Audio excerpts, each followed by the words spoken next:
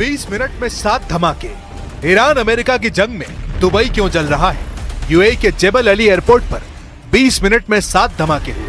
ये दावा सबसे पहले ईरान की सरकार ने किया, लेकिन हमले की जिम्मेदारी किसी ने नहीं ली। ये वो जगह है जहां 1000 से ज्यादा विदेशी कंपनियों के दफ्तर और गोदाम है। ये वो जगह है जहां से संयुक्त अरब अमीरात की अर्थव्यवस्था की बैटरी चलती है। सवाल है कि हार्मुज पर अमेरिका और ईरान की बातचीत के बीच दुबई को किसने दहलाया? शक ईरान पर है, शक यमन पर है, शक किसी और ताकत पर भी जो इस युद्ध को जारी रखना चाहती है। जिस जेबल अली एयरपोर्ट पर धमाका हुआ वो सेंट्रल पोर्ट से 35 किलोमीटर दूर है, जो यूएई का सबसे बड़ा लॉजिस्टिक्स और औद्योगिक केंद्र माना जाता है। जेबल अली एयरपोर्ट और जेबल अली फ्री जोन में 150 से ज्यादा देशों की 11,000 से अधिक कंपनियां काम करती हैं। इधर दुबई धमाकों से जल गया तो उधर हार्मुज और लाल सागर में जहाजों का ट्रैफिक घट गया। 3 अगस्त को यमन के हूथी विद्रोहियों ने दावा किया उसने सऊदी अरब के तेल टैंकरों को मिसाइल हमलों से उड़ा दिया है। हूथी समूह के प्रवक्ता यहा सरी ने कहा कि यह हमला उनके लड़ाकों ने किया। हालांकि उन्होंने ये नहीं बताया कि हमला कब हुआ, लेकिन ये साफ कर दिया कि सऊदी अरब के यानूब पोर्ट के पास सऊदी अरब के तेल टैंकरों पर मिसाइलें दागी गई। تمكنت القوات المسلحة اليمنية بفضل الله من استهداف سفينة وفاء النفطية السعودية شمالي البحر الأحمر أمام منطقة ينبع، وذلك بعدد من الصواريخ البالستية، وكانت الإصابة دقيقة بفضل الله। हार्मुज पर तनाव के बाद ईरान ने हूथी विद्रोहियों को लाल सागर पर नाकेबंदी करने के आदेश दिए थे। हूथी विद्रोहियों को ईरान का ताकतवर प्रॉक्सी माना जाता है, जो यमन के उत्तरी हिस्सों में रहने वाले जायदी शिया समुदाय का एक हथियारबंद लड़ाका ग्रुप है। हूथी सरकार पर भेदभाव के आरोप के बाद यह ग्रुप सामने आया था, लेकिन अभी यह ईरान के इशारे पर काम कर रहा है, जिसकी पकड़ लाल सागर में मजबूत मानी जाती है। उधर ट्रंप ने दावा किया कि हार्मुज को फिर से खोलने पर जल्दी समझौता हो सकता है, क्योंकि ईरान और ओमान के बीच हार्मुज को लेकर प्लान तैयार हो रहा है। हार्मुज पर नया प्लान यह है कि जो जहाज ईरान की तरफ आएंगे उन पर ईरान नजर रखेगा। जो जहाज बाहर जाएंगे वो ओमान के रास्ते से निकलेंगे। इन जहाजों को ओमान क्लियरेंस देगा, लेकिन इसकी जानकारी पहले ईरान को भी होगी। अगर ईरान को जरूरत लगी तो वो जहाजों की जांच भी कर सकेगा। लेकिन ईरान की मीडिया में दावा किया जा रहा है कि ओमान के साथ जहाजों की आवाजाही पर समझौता होने के बाद भी हार्मुज स्ट्रेट तुरंत नहीं खोला जाएगा, क्योंकि तेहरान ने साफ किया है कि ईरान और ओमान के बीच चल रही बातचीत सिर्फ दोनों देशों के बीच है और इसका अमेरिका से कोई संबंध नहीं है।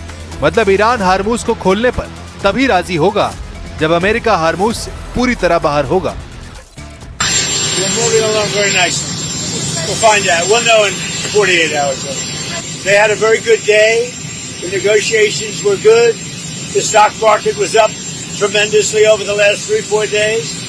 We set new records today in the stock market. Yesterday, today, I think it's like 78 times now during a very short period of time.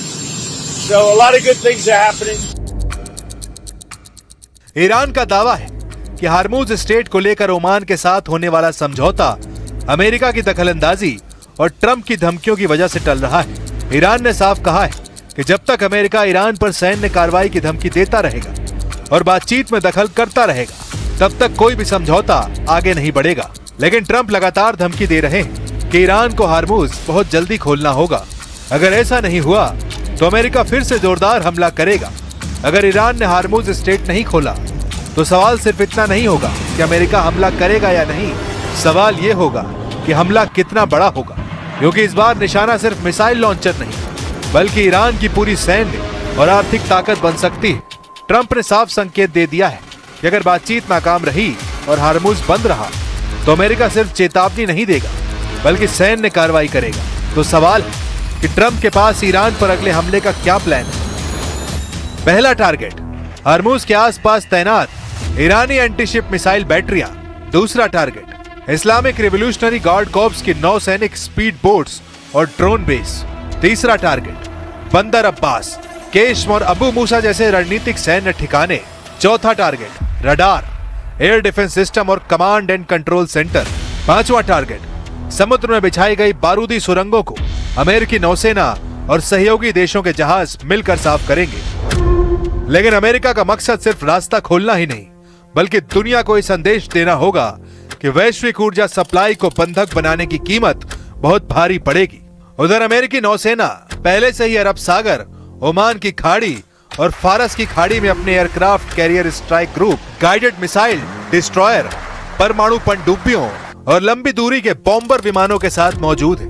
अगर हमला होता है तो इसकी शुरुआत हवा और समुद्र से होने वाली मिसाइलों की जबरदस्त बारिश से हो सकती है। मतलब एयरक्राफ्ट कैरियर से F-35 और F-18 फाइटर जेट उड़ान भरेंगे। B-2 और B-52 बॉम्बर लंबी दूरी से प्रिसीजन स्ट्राइक कर सकते हैं। टॉम हुक क्रूज मिसाइलें युद्धपोतों और पनडुब्बियों से दागी जा सकती हैं। ड्रोन और सैटेलाइट लगातार ईरानी ठिकानों की निगरानी करेंगे।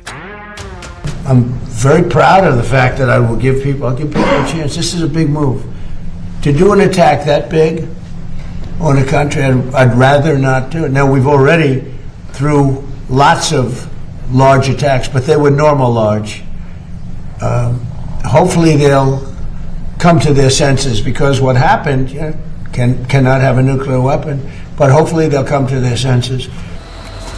लेकिन अगर अमेरिका ने हमला किया तो जवाब भी तय माना जा रहा है। ईरान एक साथ हार्मूज, इराक, सीरिया और खाड़ी में मौजूद अमेरिकी ठिकानों पर अपने प्रॉक्सी नेटवर्क को सक्रिय कर सकता है। हूथी लाल सागर में नए हमले कर सकते हैं। ईरान और सीरिया में इराक समर्थक मिलिशिया अमेरिकी बेस को निशाना बना सकते हैं और इजराइल पर भी मिसाइल और ड्रोन हमलों का खतरा बढ़ सकता है। यानी अगर हार्मूज नहीं खुला तो लड़ाई सिर्फ समुद्र तक सीमित नहीं रहेगी, बल्कि पूरा पश्चिम एशिया एक बार फिर युद्ध की आग में घिर सकता है और उसका असर दुनिया भर में तेल की कीमतों से लेकर शेयर बाजार तक हर जगह दिखाई देगा। लेकिन जिस तरह ईरान पर अमेरिकी हमले की आशंका बहुत तेज हो गई है, इस बीच एक रिपोर्ट अमेरिका को भी बहुत परेशान करने वाली है। एक रिपोर्ट में दावा किया गया है कि ईरान जंग में अमेरिका के 80% थर्ड इंटरसेप्टर खत्म हो गए हैं, जबकि अमेरिकी फौज पैट्रियट सिस्टम के लगभग आधे इंटरसेप्टर इस्तेमाल कर चुकी है। रिपोर्ट के मुताबिक हथियारों का तेजी से घटता भंडार और मिडिल ईस्ट में अमेरिकी सहयोगी देशों पर ईरानी जवाबी हमले की आशंका राष्ट्रपति डोनाल्ड ट्रंप के ईरान पर प्रस्तावित बड़े हमलों को टालने की एक बड़ी वजह बन गई है। हालांकि ट्रंप ने इन दावों को खारिज करते हुए कहा कि उनके पास इतने हथियार हैं जितने हथियार दुनिया ने कभी देखे भी नहीं। We feel very badly, but those great people, those great patriots were out there fighting that Iran cannot have a nuclear weapon. Iran has been very, very badly damaged. They've lost everything almost militarily. They've got very little left. They've got some missiles. They've got some drones. They've got some manufacturing ability, not much. We control the strait. They don't control anything. लेकिन Trump के दावों और रिपोर्टों के बीच सबसे बड़ा सवाल यही है, क्या ईरान वाकई इतना कमजोर हो चुका है कि अब अमेरिका उसे आसानी से झुका देगा, या फिर तेहरान अभी अपना सबसे बड़ा दांव खेलना बाकी रखे हुए है। लेकिन ट्रंप ने ईरान को जितनी धमकियां दी, जितने हमले किए, उतनी ही तेजी से तेहरान ने हार्मूज स्ट्रेट पर फिर से दबाव बढ़ा दिया। अमेरिकी ठिकानों पर प्रॉक्सी हमले तेज किए, इजराइल पर मिसाइल और ड्रोन अटैक करके अपनी ताकत दिखाई, साइबर हमलों से ऊर्जा नेटवर्कों को निशाना बनाया, खाड़ी में तेल सप्लाई को बाधित करने की कोशिश की। यही वजह है कि अमेरिका सिर्फ ईरान की सेना पर नहीं, बल्कि उसके पूरे प्रॉक्सी नेटवर्क पर भी नजर बनाए हुए। वॉशिंगटन को डर है कि अगर तेहरान सीधे जवाब देने की स्थिति में नहीं हुआ तो हूथी, इराक और सीरिया के ईरान समर्थक, मिलिशिया और लेबनान के हथियारबंद गुट एक साथ नया मोर्चा खोल सकते हैं। यानी युद्ध का मैदान सिर्फ ईरान नहीं, बल्कि पूरा पश्चिम एशिया बन सकता है। लेकिन अमेरिका की टेंशन हार्मूज में IRGC के साथ लाल सागर में हूथियों ने भी बढ़ा दी है।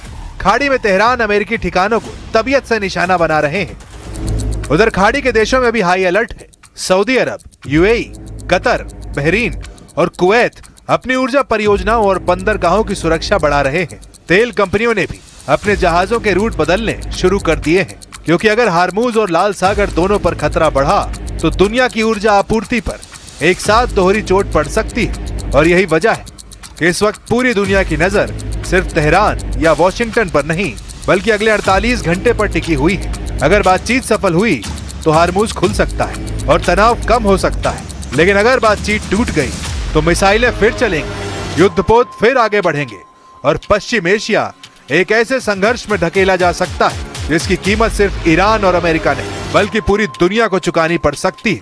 तो सवाल सिर्फ इतना नहीं है कि अगला हमला कौन करेगा, सवाल यह है कि क्या आखिरी मौके की बातचीत युद्ध को रोक पाएगी या फिर हार्मूज स्ट्रेट से शुरू हुआ यह टकराव पूरे पश्चिम एशिया को एक और बड़े युद्ध की आग में झोंक देगा। और फिलहाल